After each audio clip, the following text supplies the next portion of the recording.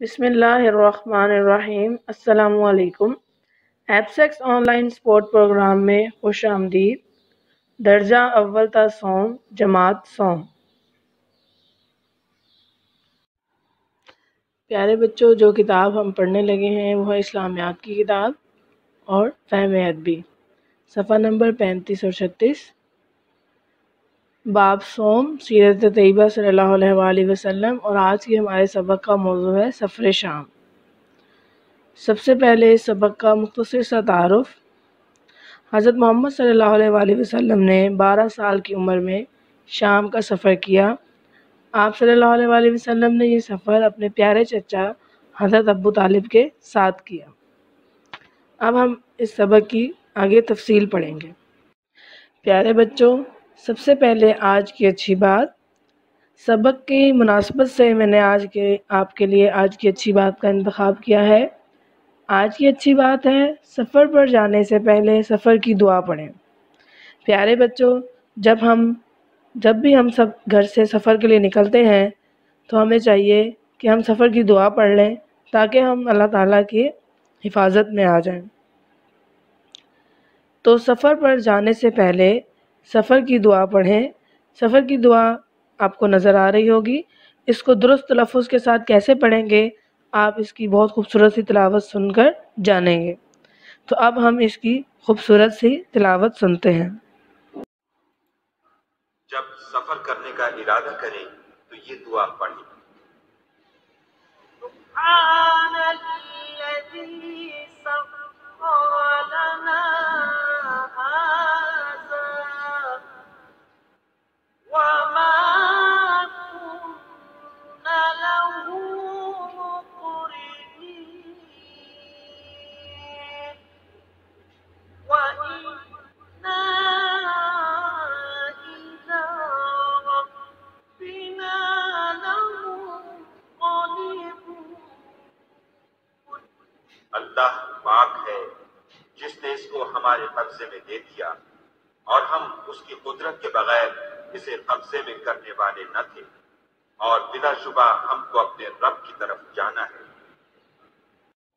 پیارے بچوں، فہم عربی میں ہمارا موضوع ہے تکبیرات۔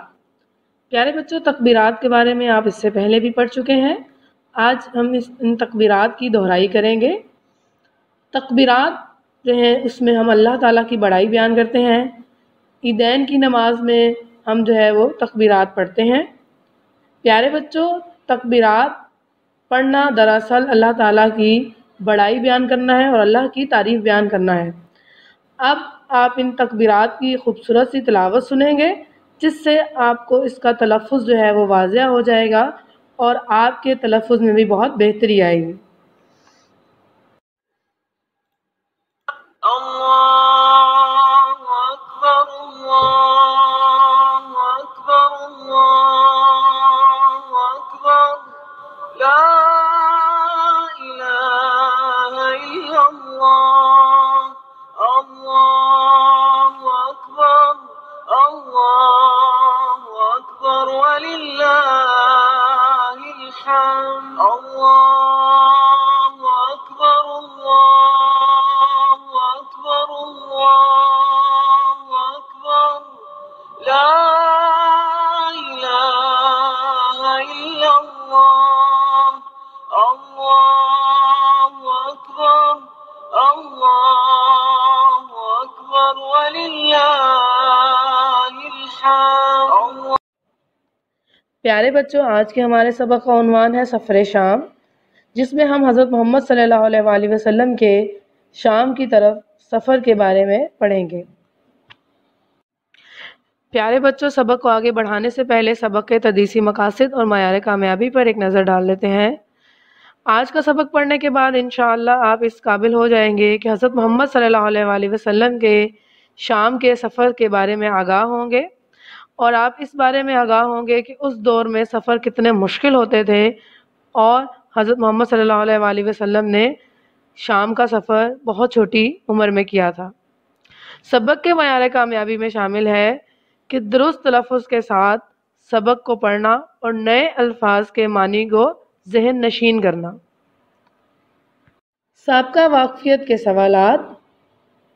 چند سوالات آپ کی سابقہ واقفیت کی جانچ کے لیے اس میں ڈالے گئے ہیں۔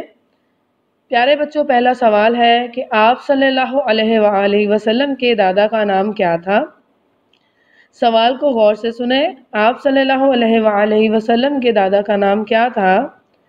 مجھے امید ہے اور یقین ہے کہ آپ لوگوں کو اس کا جواب آتا ہوگا، کیونکہ بہت ہی ابتدائی جماعتوں سے آپ لوگ ان سوالوں کے جواب پڑھتے ہیں اور اس بارے میں آپ جانتے ہیں۔ آپ لوگوں نے بالکل درست جواب دیا ہے کہ آپ صلی اللہ علیہ وآلہ وسلم کے دادا کا نام حضرت عبد المطلب تھا۔ دادا کی وفات کے بعد آپ صلی اللہ علیہ وآلہ وسلم کی پرورش کس نے کی؟ جی پیارے بچوں، جب حضرت محمد صلی اللہ علیہ وآلہ وسلم کے دادا کی بھی وفات ہو گئی تو پھر آپ صلی اللہ علیہ وآلہ وسلم کی پرورش کس نے کی؟ جی شاباش، تب آپ صلی اللہ علیہ وآلہ وسلم کی پرورش آپ کے بہت پیارے چچا حضرت ابو طالب نے کی۔ تیسرا اور آخری سوال ہے کہ حضرت علی رضی اللہ تعالیٰ عنہ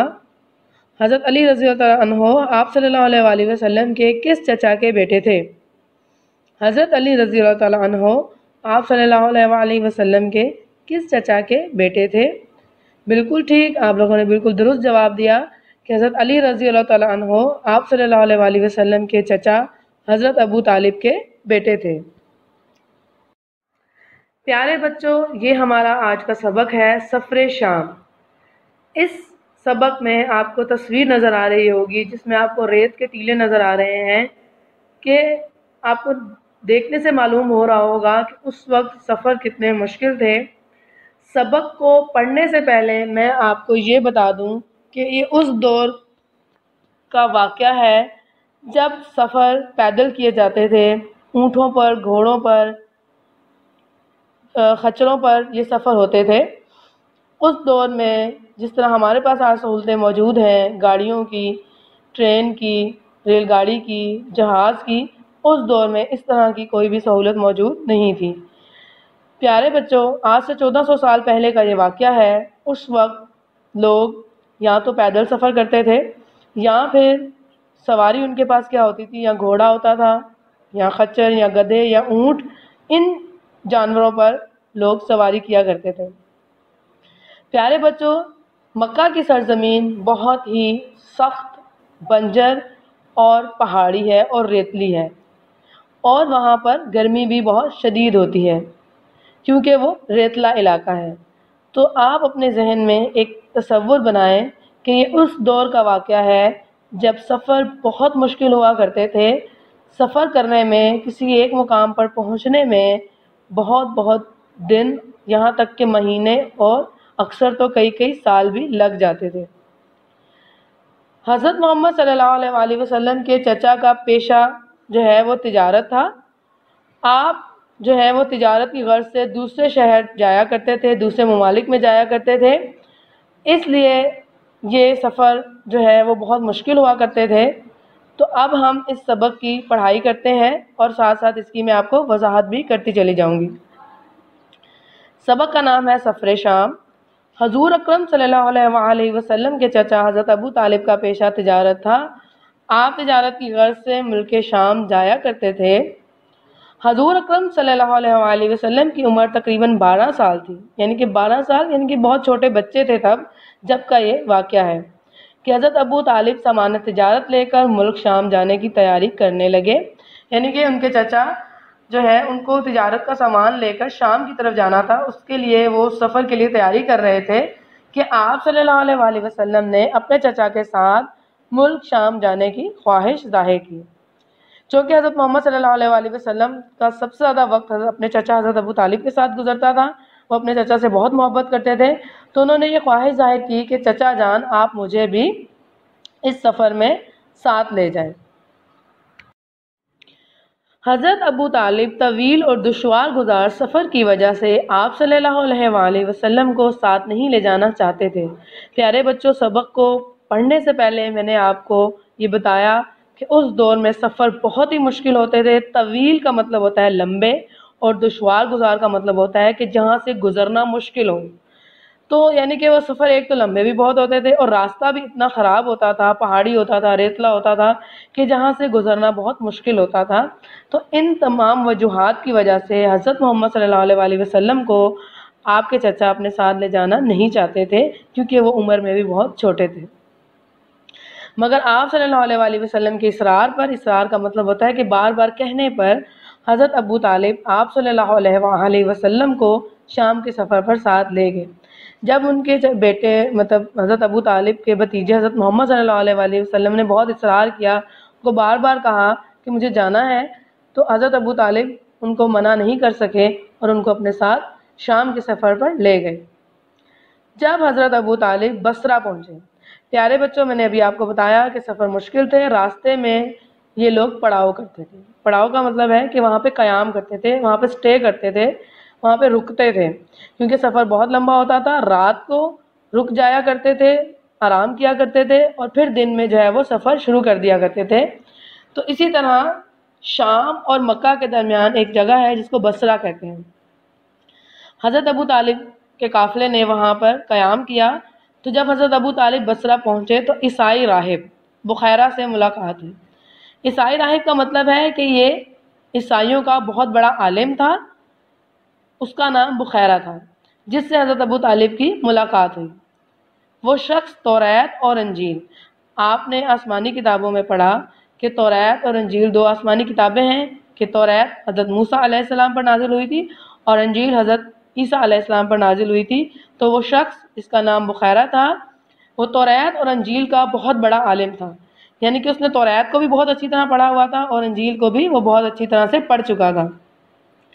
پیارے بچوں، آپ کی معلومات میں ایک بات بتا کے اور اضافہ کر دوں کہ حضرت محمد صلی اللہ علیہ وسلم کے آنے کی پیشن گوئیاں توریت میں بھی موجود تھیں اور انجیل میں بھی موجود ہیں۔ تو جب حضرت محمد صلی اللہ علیہ وسلم کو اس نے دیکھا، چونکہ وہ توریت کو بھی بہت اچھی طرح پڑھ چکا تھا اور انجیل کو بھی وہ بہت اچھی طرح پڑھ چکا تھا، تو اس کو معلوم تھا کہ جس نبی کی بشارت ان دو کتابوں میں موجود ہے اس کی نشانیاں کیا ہوں گی۔ تو اس نے آپ صلی اللہ علیہ وسلم کے چہرے پر نبوت کی نشانیاں دیکھی اور حضرت ابو طالب سے کہا کہ اس بچے کو واپس لے جاؤ۔ اس نے جیسے ہی حضرت محمد صلی اللہ علیہ وسلم کا چہرہ دیکھا، اس نے پہچان لیا کہ ان میں وہی نشانیاں موجود ہیں جو آخری نبی میں ہونی چاہیے، اور حضرت ابو طالب سے کہا کہ اس بچے کو واپس لے جاؤ، اس کے چہرے پر آخری نبی کی نشانیاں ہیں، ایسا نہ ہو کہ راستے میں دشمن آپ لوگوں کو تکلیف پہنچائیں۔ حضرت ابو طالب نے یہ سن کر اپنا مال وہیں بیچا اور مکہ واپس آ گئے۔ جی پیارے بچوں، تو یہ ہمارا آج کا سبق تھا، سفر شام۔